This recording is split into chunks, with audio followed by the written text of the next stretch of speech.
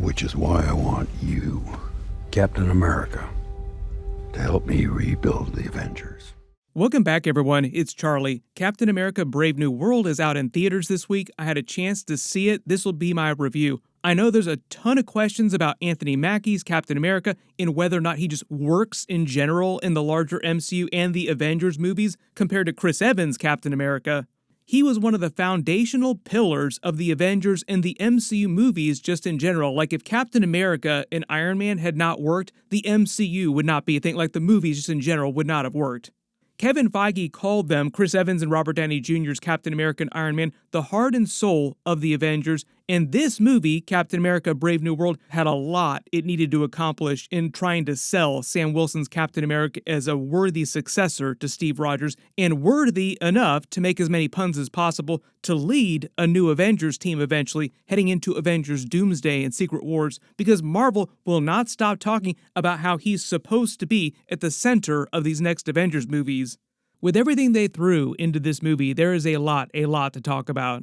I will do a separate video for the post-credit scene and a full breakdown of the entire movie with all the Easter eggs and references later this week after it does come out everywhere in theaters around the world, so be sure to subscribe to get everything and do try to see the movie as soon as possible because I think a lot of people are going to walk out of this movie being more excited about the stuff it sets up as opposed to the actual movie itself. But we will start by addressing the biggest thing about the movie. Let's talk about the Hulk in the room here. I felt like this movie was more of a sequel to Incredible Hulk than it was a self-contained Captain America solo movie. Like they married a Hulk movie with a Captain America movie. You could really tell that Marvel and Kevin Feige wanted to make a Hulk solo movie, but a couple of years ago when they started developing this movie, they still had the legal problems with Universal. Apparently, they weren't able to do a Hulk solo movie at the time. So they did their Hulk sequel movie, but they just called it a Captain America movie. Most of the major plot lines, big twists on characters are things that they either introduced in the Edward Norton Incredible Hulk movie or things they teased during that, like Red Hulk, Thunderbolt Ross, the leader character as the main villain of the movie. Liv Tyler's Betty Ross from that movie is also back in this film. So if you like the Incredible Hulk movie, you like those characters, this does deliver on some of the payoffs that original Incredible Hulk movie set up. Marvel definitely leaned into Red Hulk to sell this movie to audiences in the marketing, but it's not totally wrong of them to sell the movie as Incredible Hulk too. They just can't call it that legally. Please, Universal, don't sue us. There has been a lot of negative press about the actual making of the movie itself, like the supposed reshoots, the budget being out of control. Marvel on their side of things stated that a lot of those rumors were incorrect, being misreported. The actual budget was closer to other regular non-Avengers level movies like under $200 million, whether or not you choose to believe that, just because the way they report on movie budgets is all over the map. The way that Hollywood accounting works, they can generally make the numbers look like whatever they want them to look like. But after actually seeing the movie, I will say that the reshoots, the extra work that they did to polish the movie 4 times apparently, probably did help a lot. Like it sounded like the movie had a lot of problems early on, but overall, like the final version of the movie in theaters just wound up being okay. Like the nicest thing I can say about it is that it was enjoyable, but it was aggressively fine. Like not great, but not bad either. But here's where we compare it to other Captain America movies, other Marvel movies in general. The movie really wanted to be another Captain America Winter Soldier. They kept selling it as Winter Soldier vibes, like a paranoid thriller in the tone of Winter Soldier. But the movie never quite got to that level. Like it just never actually gets to Winter Soldier levels of quality. I think a lot of that had to do with the story and the characters that Marvel had going into this. Like this whole phase of Marvel is just characterized by them just using the shotgun method of shooting a bunch of stuff at the wall and seeing what sticks. Probably the strongest thing this movie has going for it is the action. The action is great. Like it's an okay, like a decent film, but a great action movie. I believe a lot of the reshoots they did were actually focused mostly around the action scenes. Generally, the movie is way more grounded, though, than something like Deadpool and Wolverine. Like, Marvel is trying to get back to doing more ground-level movies because we're in the middle of this multiverse phase. There's a lot of fatigue with that. People are wanting to move on to other types of stories. So if you're one of those people that have been complaining about all the multiverse stuff that's been going on the last several years, this movie is one of the answers to that, at least in terms of tone and vibe. It does invoke Tiamat, the dead celestial from the End of the Eternals movie. They do introduce adamantium in the MCU for the first time, and there's a lot of long-running teases from the Incredible Hulk movie that they pay off with the leader's Hulk serum, like just generally Hulk-related storylines. Some teasers for larger new Avengers stuff in the background coming up into Avengers Doomsday, so there are some larger things going on in the background that tie to the multiverse saga, but the movie still managed to stay what I would call a more ground-level thriller. Ranking it amongst the other Captain America movies so far, like I said, Winter Soldier is still my favorite Captain America movie. But I would rank this movie somewhere around or just below the first Captain America movie and definitely below Captain America Civil War. You can decide which movie you like better, the original First Avenger movie or Civil War. Personally, the first Captain America movie does have a soft spot in my heart for them doing the period piece set in the 1940s. They're kind of using that vibe for the new Fantastic Four movie, so if you like that retro feel in the Marvel movies, we will get that again later this year.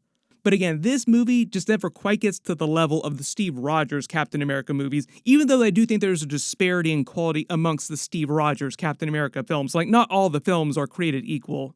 No coincidence, though, that my favorite Captain America movie was directed by the Russos, and the writers of that movie also wrote both Avengers Infinity War, Avengers Endgame, all the other previous Captain America movies, and that whole team is coming back now to direct and write Avengers Doomsday and Secret Wars back-to-back.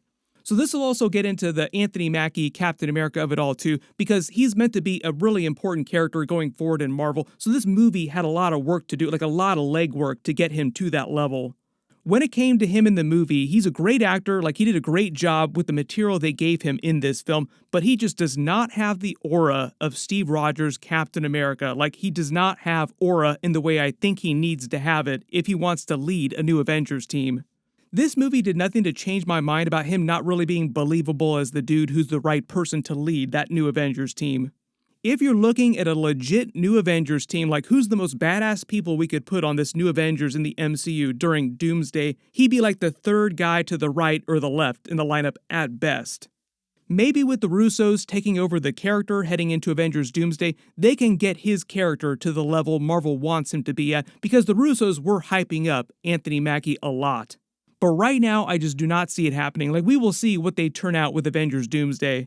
Generally, I am a fan of his, love his performances in the Marvel movies as his Falcon and now his new Captain America character, but as of right now, like I said, he's just not the guy for the new Avengers. Next big guy in the room we have to address, obviously, Harrison Ford as Thunderbolt Ross in Red Hulk. If you didn't realize, Marvel recast Thunderbolt Ross after William Hurt passed away recently. May he rest in peace. Black Widow was his last movie. Harrison Ford is meant to be the exact same character, same person. My guess is that he either didn't want to grow a mustache for the role, or Marvel did try to costume test the mustache and just thought that he looked too silly with it, so they just found a way to write it out of the movie with a couple lines of dialogue. So they do address the fact that he has no mustache anymore in the actual movie. But it is meant to pick up with him already being president of the United States, and outside of a reference, largely the movie pretends like Secret Invasion never existed. Like, you can see this movie without ever having watched those episodes, and I'm pretty sure now that Marvel is hoping that you never watch those episodes. Marvel gonna roll Scarlet Witch out to just completely wipe Secret Invasion from reality. It's not really a huge complaint because all big movies do this, but I do find it funny how much hand-waving Marvel does with big plot points like this. Probably deleted scenes or longer versions of scenes where characters talk about exposition and backstory, like, how did you become president? Like, what happened the last couple months? What's been going on? We're way too busy to dwell on the past. We need to talk about this giant celestial and all the adamantium that just popped up, and this giant Hulk that just showed up. Never mind what happened to the Eternals after that movie. Harrison Ford, to his credit, did a solid job with the big special effects movies like this. I feel like he fit a little bit better with the special effects in this movie than like the action that they tried to have him do during the last Indiana Jones movie. I think that Marvel just did a better job of utilizing him with what he's capable of doing as an old man, but he also did a lot of his own motion capture work for Red Hulk, so he wasn't phoning a lot of that in the way that people thought that he might. Apparently, he's even making Star Wars jokes on his own now in interviews, so whatever Marvel is putting in his drinks is working. He's super jazzed up about being in the Marvel Universe going forward as Red Hulk. My only real complaints when it came to Red Hulk are that he's barely in the movie. Like, the way they marketed him, you'd think that he was in the entire movie itself.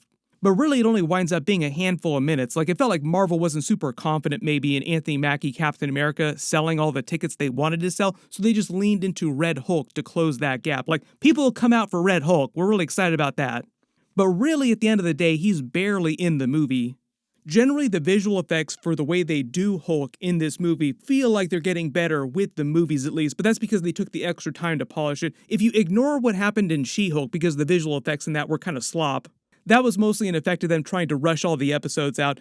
But I think one of the other good things about the movie is that it felt way more real than, say, something like Ant-Man and the Wasp: Quantumania, where one of the big complaints is that it felt like a lot of visual effects slop where nothing was real.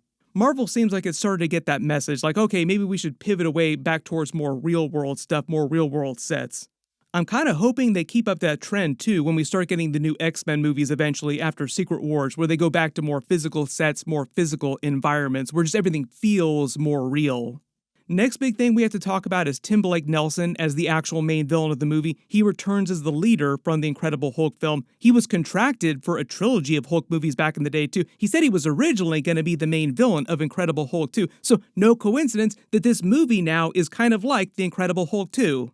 He's a great actor, love all the stuff that he does. My complaint, though, when it comes to leader in the movie was the way they visually portray him from the comics. If you're not familiar with a lot of the Hulk comics, he's a genius who was given gamma powers that massively mutate his body, giving him a huge brain, making him one of the smartest people on the planet. And even though he works mostly with other villains, he himself doesn't overtly seek to be a big villain on Earth. It's just that he has this massive mind with crazy ideas, pushing things to like the bleeding edge without really considering the morality of the ideas that he comes up with. Kind of like the Maker, to make a Fantastic Four reference, because we have the Fantastic Four movie coming up pretty soon too. Another good comparison to make is that Tim Blake Nelson described Leader in this movie as being a little bit like Prometheus, in that he's trying to help people using his massive brain, but winds up taking things way too far and the world suffers for it, or will eventually suffer. There are a lot of teasers for future Hulk-related storylines in the movie, in addition to also setting up Avengers Doomsday, so hopefully Marvel will pay some of those off, and we won't have to wait like 15 years for that. I was really glad to see Isaiah Bradley come back and they let him be a badass using his Captain America powers. If it wasn't clear, he still does have super soldier powers in the events of this movie. They tested the next iteration of the serum on him. He was mostly active through the Korean War in the 50s, before the government put him in prison, and then we saw him come back during Falcon and Winter Soldier. He winds up being a big part of the inciting event that sets off the plot of this movie. I know a lot of people are excited to see Giancarlo Esposito show up in the MCU. He's playing Sidewinder from the Serpent Society. He's meant to be the leader of the Serpent Society. And one of the things about this movie is they try to make it this very ground level, paranoid threat, like very real world feeling, Winter Soldier vibes, like I've said. So one of the biggest problems they said they had in the movie was trying to make the Serpent Society come off without being too over the top and too silly.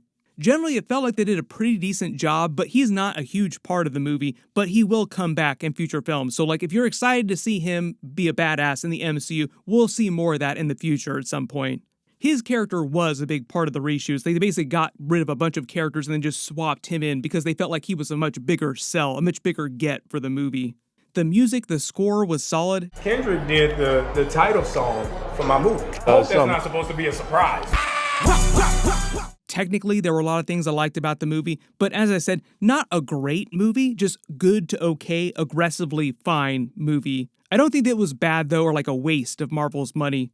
Just feels like they had a lot of interesting ideas for a Hulk sequel, but they couldn't actually do a Hulk sequel. Once you do have a chance to see the movie, post your reactions in the comments below. My post-credit scene video should post on Friday, and my longer breakdown of the entire movie with all the Easter eggs and references should post Saturday morning. So be sure to go see the movie as soon as possible so we can talk about all the stuff this movie is setting up. If you're just talking about this year, I think people will be a little bit more excited about what's happening with Thunderbolts and Fantastic Four though. Everybody click here for my new Thunderbolts trailer with the Sentry and the Void, and click here for my brand new Fantastic Four trailer videos. Thank you so much for watching, and I'll see you guys in the next one.